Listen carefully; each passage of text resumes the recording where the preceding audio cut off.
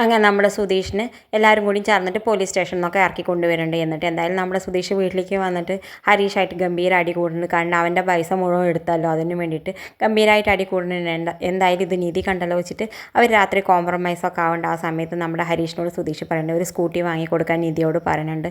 എന്തായാലും നിങ്ങളുടെ വർക്ക്ഷോപ്പിലേക്ക് പഴയ സ്കൂട്ടിയിൽ വരുമ്പോൾ നല്ലതൊന്ന് വാങ്ങി കൊടുക്കാൻ പറയുന്നുണ്ട്. എന്തായാലും നമ്മുടെ ഹരീഷ് സ്കൂട്ടി എത്തിക്കുന്നുണ്ട്. നമ്മുടെ നിധിക്ക് സർപ്രൈസ് ആയിട്ട് നമ്മുടെ സുധീഷ് കണ്ണൊക്കെ പൊത്തിയിട്ട് നമ്മുടെ നിധിയെ പുറത്തേക്ക് കൊണ്ടുവന്നിട്ട് നമ്മുടെ സ്കൂട്ടിയൊക്കെ കാണിച്ചു കൊടുക്കുമ്പോൾ നിധിക്കാണെങ്കിൽ വലിയ സന്തോഷമാവുന്നുണ്ട്. എന്തായാലും നിധി പോയിട്ട് ഡ്രൈവിംഗ് സ്കൂളിൽ പോയിട്ട് നമ്മുടെ സ്കൂട്ടിയൊക്കെ പഠിക്കുന്നുണ്ട്. പക്ഷേ നമ്മുടെ സുധീഷ് ആണെങ്കിലും അവൻ പഠിപ്പിച്ച് കൊടുക്കണ പോലെയൊക്കെ സ്വപ്നം കണ്ട്, പക്ഷെ അതൊന്നും നടക്കില്ല. നിധി അതൊന്നും സമ്മതിക്കണില്ല.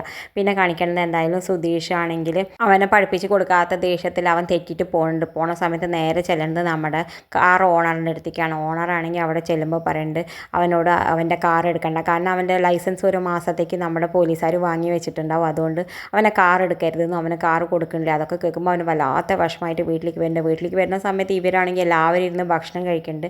സുധീഷിനെ പറ്റി ചിന്തിക്കുന്ന പോലും ഇല്ല. അപ്പോൾ വിചാരിക്കേണ്ട നിധിക്ക് എന്നെ വേണ്ടാന്ന് വിചാരിച്ചിട്ട് വീണ്ടും പുറത്ത് പോയിട്ട് നമ്മുടെ ഓണറിൻ്റെ ഒപ്പം ഇരുന്നിട്ട് വല്ലാതെ ഇരുന്ന് മദ്യപിക്കുന്നുണ്ട്.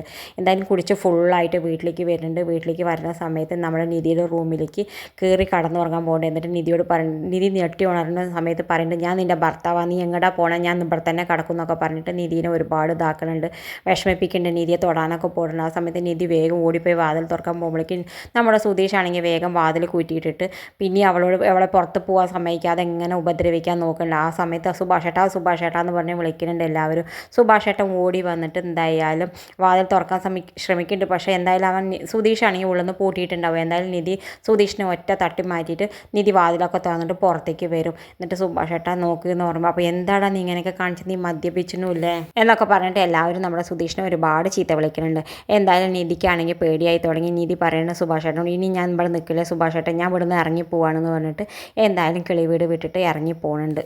ഹോസ്റ്റലിലേക്ക് പോണ സമയത്ത് നമ്മുടെ സുധീഷ് ആണെങ്കിൽ ഒരുപാട് കാല് പിടിച്ച് പറയുന്നുണ്ട് പോണ്ട, ഞാൻ ചെയ്യില്ല, ഞാൻ ചെയ്തതൊക്കെ തെറ്റാണെന്നൊക്കെ പറഞ്ഞ് എന്തായാലും നിധി ഒന്നിനും സമ്മതിക്കാതെ നിധി ഇറങ്ങി പോകുന്നുണ്ട്. ഇത് കാണിച്ചുകൊണ്ടാണ് അടുത്ത ആഴ്ചത്തെ പ്രൊമോ അവസാനിക്കുന്നത്. ഇതുപോലുള്ള പ്രൊമോ വിശേഷങ്ങൾ നിങ്ങളുടെ മുന്നിൽ എളുപ്പത്തിലെത്താൻ ഈ ചാനൽ ഒന്ന് സബ്സ്ക്രൈബ് ചെയ്യാൻ മറക്കരുതേ.